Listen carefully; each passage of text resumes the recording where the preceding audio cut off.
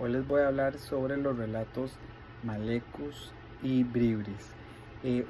Para mí de las semejanzas es que en ambos pueblos tienen un concepto como de que existen varios mundos o micromundos. Por ejemplo, en el relato de los Malecus, eh, la historia del abuelo cuenta que cuando una persona se muere tiene que pasar por varios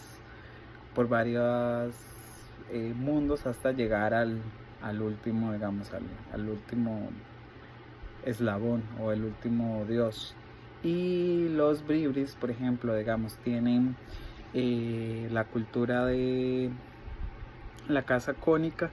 que va hacia arriba y hacia abajo. Entonces, creo que en cuanto a esa similitud, es importante como ver eso. Algo también que me llama la atención de los relatos en estas culturas es que también son transmitidos de generación en generación por los abuelos.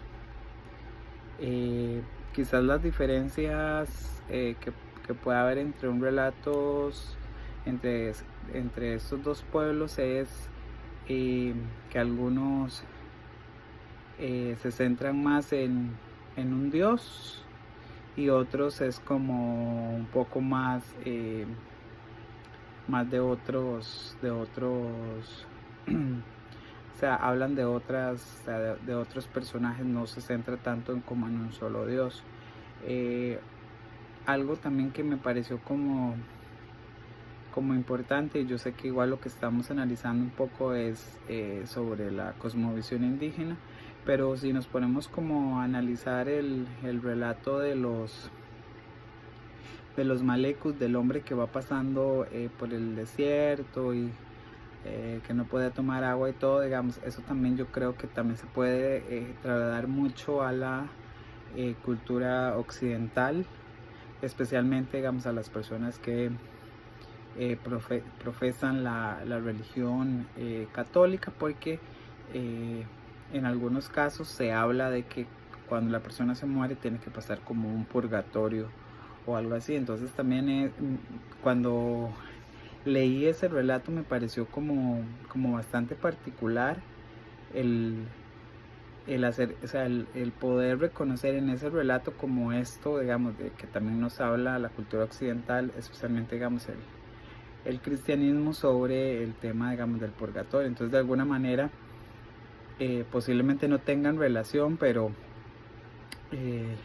hasta qué punto también, digamos, un poco de esta oralidad de los pueblos originarios también de alguna manera atraviesa o nos traspasa, digamos, hacia el occidente, digamos, y cómo más bien estas historias que nosotros en occidente conocemos también las podemos encontrar, tal vez no iguales, pero al menos similares en los pueblos originarios. Ese es un poco mi análisis. Eh, Realmente escuchando y leyendo los diferentes relatos, hubieron algunos que sí fueron como complicado un poco entender como el mensaje, sobre todo los de los Nove, fue como el que más me costó como lograr entender. Sin embargo, yo creo que al menos en la mayoría de los pueblos lo que sobresale es que la oralidad es indispensable, transmitirla de generación en generación para que ésta siga existiendo.